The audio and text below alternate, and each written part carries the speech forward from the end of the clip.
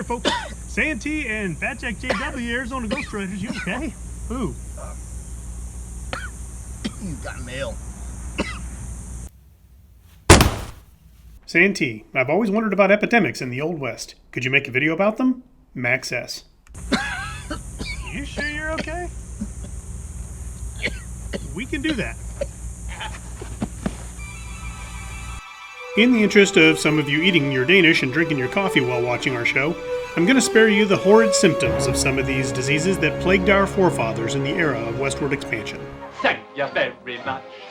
Thank you very much. That's the nicest thing that anyone's ever done for me. As mentioned in previous episodes, sanitary conditions on the frontier were spotty at best. Not every physician understood sterilization and antiseptics, and getting through a serious illness depended on luck, as well as the primitive treatments. Will he die? I'm going to do all I can for him.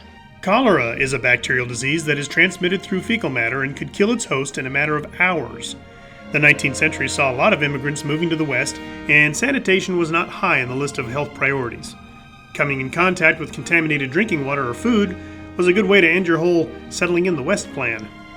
In 1873, thousands contracted cholera in Dakota, Texas, Utah, and many other western states. I'm not dead. At that point in history, folks knew how to avoid it and treat it, but it didn't take much for it to become widespread once it started. Just 24 years prior, English physician John Snow discovered that cholera is not an airborne illness and got the word out. You know nothing, Jon Snow. Yeah, I do know. I actually really know stuff. I'm a doctor, okay? Yeah. Thank you very much, though. However, Middle America didn't get that email and was still lighting fires in the streets to cleanse the air. One town even went so far as to fire off a cannon.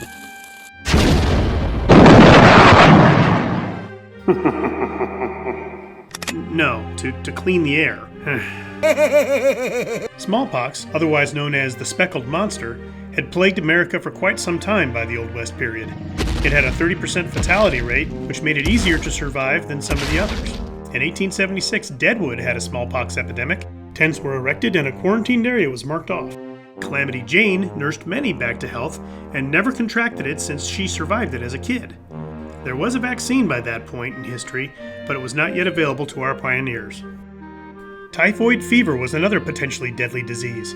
Essentially due to the bacteria Salmonella, it was a particularly nasty one for children. Typhoid was survivable, but during the infection period, the victim had red blotches on their chest and were usually pretty delirious.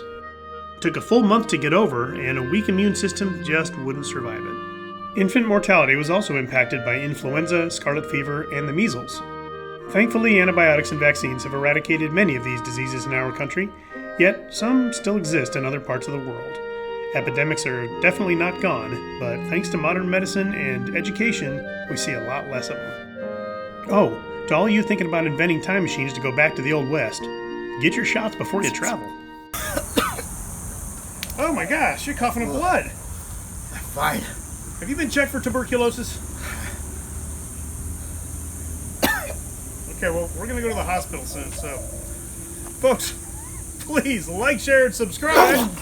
Oh, God. Oh, jeez. Now we'll see you on down the trail.